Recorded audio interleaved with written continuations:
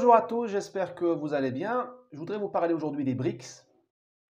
On ne cesse de nous parler des BRICS, de nous rabattre les oreilles avec les BRICS, l'alternative aux États-Unis, à l'Europe. Attention, l'émergence d'un monde multipolaire.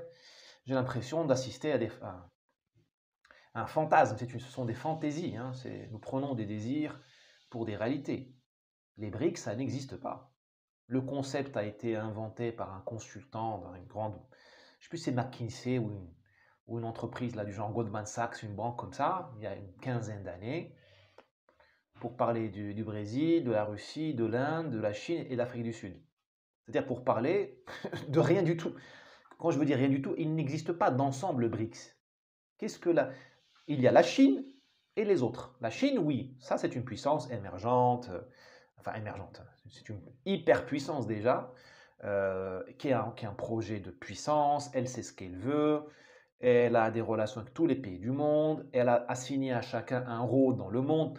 Toi, tu vas me donner tes ressources, toi, tu vas acheter mes produits, toi, je vais te vendre mes services, toi, je vais t'envahir, genre la Malaisie, le Vietnam, elle leur prend des atolls, des îlots, tout ça. Voilà, elle sait ce qu'elle... La Chine, oui. La Russie, éventuellement. Mais l'Inde est empêtrée dans ses problèmes internes, dans sa bureaucratie. L'Inde est un géant empêché par elle-même. L'Inde, très bien, c'est un grand pays, même si sur le bouddhisme, tout ça, c'est indiscutable. Mais quel est le projet de puissance de l'Inde? On ne sait pas. On ne sait pas. Parce que peut-être qu'il n'existe pas. Vous avez l'Afrique du Sud, c'est un pays qui est en train de s'étioler, de mourir. Hein, c'est un pays qui est malade de sa diversité. On nous a dit Mandela, Mandela. Bah, heureusement que Mandela il est mort à temps pour pas voir la catastrophe du vivre ensemble. L'Afrique du Sud est en train de se tiers-mondiser vitesse grand V. Hein. L'Afrique du Sud est une promesse non tenue, une puissance qui n'a pas eu lieu. Pas eu lieu. Elle est déjà très embêtée par le Nigeria, qui est un pays effondré sur lui-même, mais qui lui tient, qui, d'un point de vue de puissance diplomatique et militaire, qui lui tient, enfin, la concurrence fortement en Afrique. Qu'est-ce que l'Afrique du Sud a à dire au monde? Rien. Qu'est-ce qu'elle veut dire au monde? Ah oui, il n'y a rien. Elle a tout raté. Ça aurait pu être un paradis, une Californie noire ou de l'Afrique. Voilà, c'est un pays ghettoisé, voilà, l'ANC corrompu, les blancs qui partent, les problèmes ethniques, les viols, les townships qui continuent à être des favelas géantes. Ça s'arrange pas. Qu'est-ce qu'a à dire l'Afrique du Sud au monde? Rien. Quelle est la recette de l'Afrique du Sud pour régler les problèmes du monde? Le climat, le racisme, rien. Le Brésil, un géant empêché, un géant qui n'est pas sérieux. Le Brésil est empêtré dans ses problèmes internes. Le Brésil est un empire qui n'arrive même pas à se gouverner. Le Brésil n'arrive même pas à être souverain. Sur plusieurs quartiers, une grande partie de l'Amazonie échappe au contrôle des autorités. Alors, et c'est ça qui va prendre la relève des États-Unis et de l'Europe. Ben non. Vous me dites la Chine va reprendre la relève, je veux bien. Vous me dites la Chine va organiser les BRICS, plus l'Indonésie, pourquoi on ne parle pas d'Indonésie, plus la Malaisie, plus, je ne sais pas moi, Nigeria, plus la Turquie. Pourquoi la Turquie, on n'en parle jamais? Pourquoi elle n'est pas dans les BRICS? Vous me dites la Chine va organiser ces pays-là pour la servir ou pour lui être comme des auxiliaires pour un nouvel ordre mondial, je vous dis oui, la Chine. Éventuellement la Chine et la Russie, ensemble. Et encore, qu'est-ce que les Chinois vont dire aux Russes et les Russes aux Chinois? C'est notre propre bêtise à nous occidentaux qui a poussé les Russes dans les bras des Chinois. Ils n'ont rien à se dire.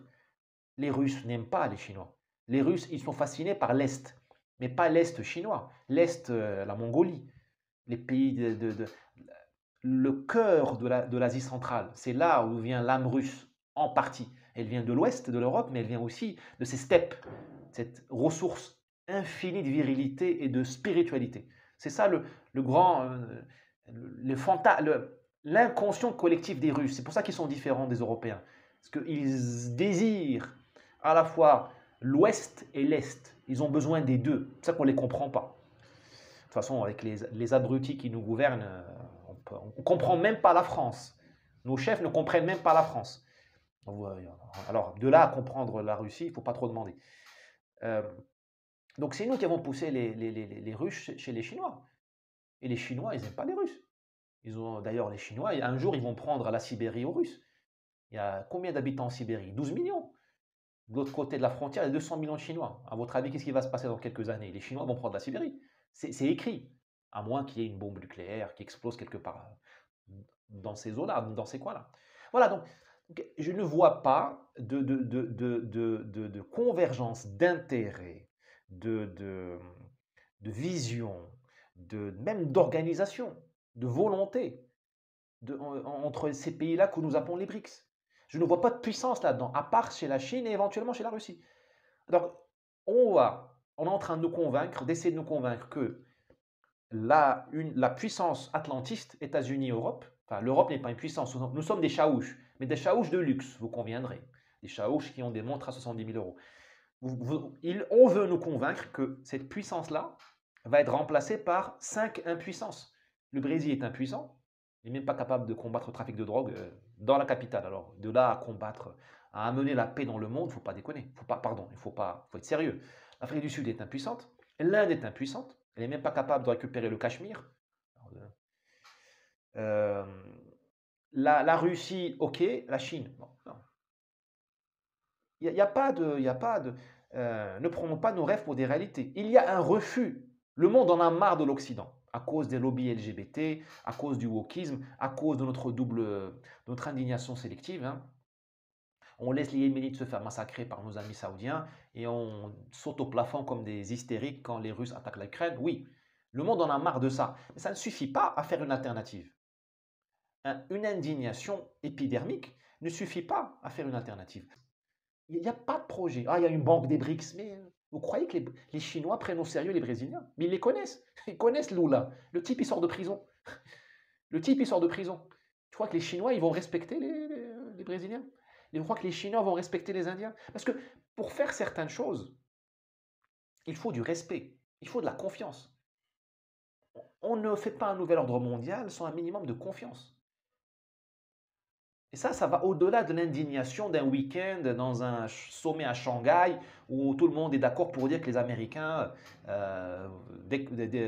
font des bêtises ou que Macron dit des bêtises. Ça, même ma grand-mère le dit. D'ailleurs, je salue le Hajja, ma grand-mère. On ne fait pas un ordre mondial sur ça. C'est trop fragile. Et qu'on nous explique ce que c'est que cet ordre multipolaire. Qui va faire la police dans le monde? Le Brésil? Est-ce que vous êtes sérieux? Le Brésil? La police dans le monde. Qu'est-ce que le Brésil a à dire à l'Iran sur le droit des femmes et le droit des LGBT? Voilà. Qu'est-ce que le Brésil, qui est le pays des femmes des LGBT, qu'est-ce qu'il va dire à la Chine, qui ne veut pas entendre parler de féminisme et de LGBT? Qu'est-ce qu'ils vont se dire, ces gens-là? Qu'est-ce qu'ils vont se dire? Demain, il y a la guerre au Congo. Enfin, il y a la guerre au Congo, mais tout le monde s'en fiche parce qu'ils sont noirs et parce que cette guerre nous permet d'avoir les métaux que nous utilisons dans nos téléphones portables. Et puis cette guerre, elle est largement alimentée par Kagame, qui est notre homme. C'est comme disait Truman, c'est un fils de prostituée, mais c'est notre fils de prostituée. Je ne sais pas si j'aurais dû le dire en anglais. He's a son of a bitch, but he's our son of a bitch. Truman disait ça du président coréen Park, si ma mémoire est bonne. Je ne traite pas Kagame, hein. Mais bon, c'est une image. Hein. Je fais attention parce qu'il y a tellement de... Parce que le second degré est mort aujourd'hui, à notre époque. Grâce à l'éducation de M. Blanquer, Belkacem, Papendiaï, il n'y a plus d'humour. Nous sommes dans le monde du porno. Les gens veulent voir des organes qui se connectent. Hein. Donc, même dans l'humour, il faut leur dire, voilà, hashtag début de blague, hashtag fin de blague, riez, arrêtez de rire. Voilà, malheureusement, c'est comme ça. C'est le monde rêvé de l'establishment. On a fabriqué des gens qui ne... Bon, c'est un autre sujet. Demain, il y a une guerre au Congo. Qu'est-ce qu'on va faire? Est-ce que les BRICS sont capables de se mettre d'accord? Qu'est-ce qu'ils vont se dire? Et d'ailleurs, dans quel forum? Parce qu'aujourd'hui, il y a l'ONU. L'ONU, c'est contrôlé par États-Unis, France, hein, merci De Gaulle. De Gaulle que Mitterrand traitait de fasciste. L'Angleterre, Russie, Chine. Si demain les BRICS veulent intervenir au Congo, comment ils font? Il faut aller devant l'ONU. Ils vont être bloqués par France, États-Unis, Angleterre, qui ont le droit de veto. Est-ce qu'on va faire une nouvelle organisation des Nations Unies? Oui, ça oui, mais ce n'est pas au programme. C'est pas au programme. Qu'est-ce qu'on fait du Japon? Qu'est-ce qu'on fait du Japon? C'est pas n'importe qui le Japon. Est-ce qu'il est à bord de tout ça?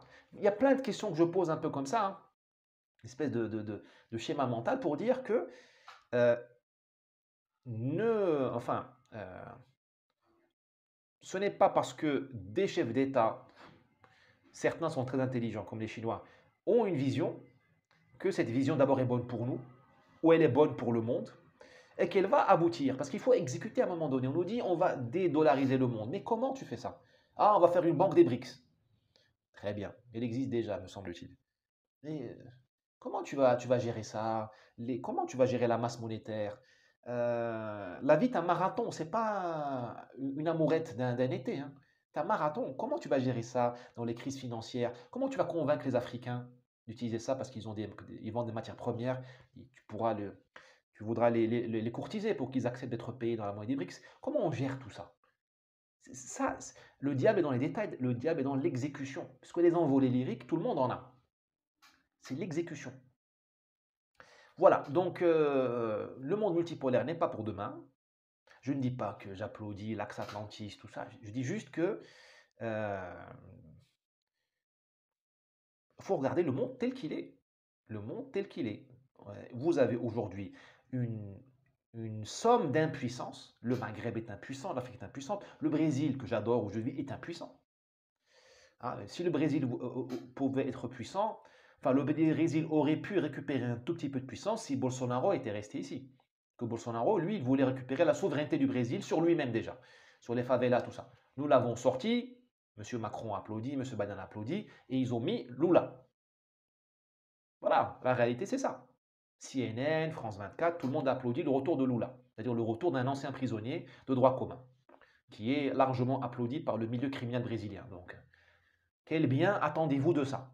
Donc vous avez des pays impuissants, vous avez une puissance déclinante, les États-Unis, vous avez des chaouches de luxe, les Européens, vieux en plus, vous avez des puissances qui s'affirment, mais qui n'ont pas des bonnes nouvelles à nous annoncer. Vous avez la Turquie qui s'affirme, mais les Turcs, ils aiment les Turcs.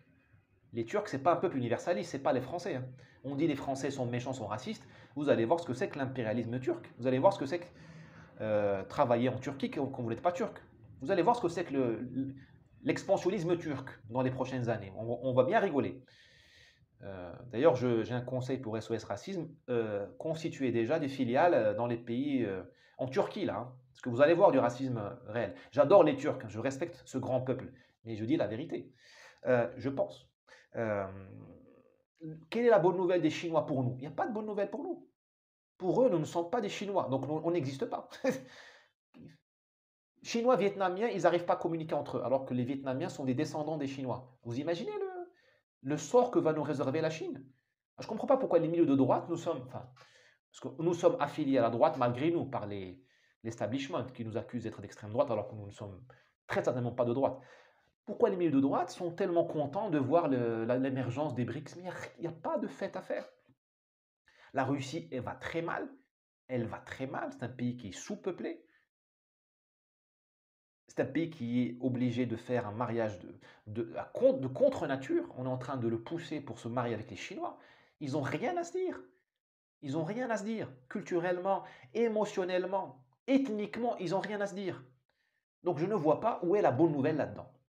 Je vois juste deux échecs. L'échec de l'Occident, qui est devenu fou, le wokisme, le LGBTisme, l'antiracisme, le covidisme, on est devenu dingue. On est dingue depuis. Avec le Covid, on est devenu vraiment dingue. On est devenu un ensemble de riches dingues, vieux et dingues. Elon Musk, le Pfizer, nous sommes dégoûtants de délire. Parce qu'il y a une folie du carnaval. À la limite, il y a un peu d'orgie là-dedans. Mais nous, nous faisons la fête dans les hôpitaux, dans les labos, hein. Au lieu de boire des coups, nous, on boit des doses de vaccination. Enfin, nous sommes dégoûtants. Moi, réellement, je ressens le dégoût pour l'Occident, ce qui est devenu. Nous avons le sexe triste, hein, cette histoire de LGBT, tout ça. C'est même plus du sexe, c'est du ressenti, c'est des histoires de toilettes, c'est ce que j'utilise. Enfin, le débat aujourd'hui en Occident, c'est qui utilise les toilettes. Est-ce qu'un homme peut rentrer dans les toilettes de femmes? Mais c'est débile, mais c'est minable, mais c'est vraiment, mais nul. Et vous avez un autre échec, c'est d'alternative à l'Occident. Il n'y a pas d'alternative. Il n'y a pas d'alternative. Et ne sortez pas l'islam de l'alternative, hein. On regarde les BRICS, mais le monde islamique. Le monde islamique a déjà colonisé l'Occident. Vous avez un premier ministre pakistanais aujourd'hui en Écosse. Je crois rêver, mais c'est vrai. Voilà, attention, vous allez avoir des surprises. Nous serons tous surpris. Euh, je n'exclus pas les BRICS de la photo. Peut-être que les BRICS arriveront à nous surprendre, mais ils n'iront pas très loin, parce qu'on ne fait rien sans désir et sans identité. Ce n'est pas l'Union européenne qui est partie sur la Lune, ce sont les États-Unis, blancs et protestants. On fait des grandes choses quand on est unifié, quand on est sûr de son identité. Les pharaons, si chers à M. Gibbs, ils ont fait des pyramides couvertes d'or parce qu'ils étaient des pharaons. Ils n'étaient pas des pharaons et en même temps des Phéniciens et en même temps des, je sais pas quoi, des Abyssiniens, je sais pas quoi là, ou des Perses. À un moment donné, pour faire des grandes choses, il faut être en paix avec soi-même. Et il faut savoir qui on est pour connaître ses limites, ses zones d'ombre et ses forces. Le combustible du chinois, ce n'est pas le combustible du brésilien. Le brésilien aujourd'hui, qu'on nous mettons dans le B de BRICS, aujourd'hui, il ne pense qu'à la plage, Netflix et à vivre.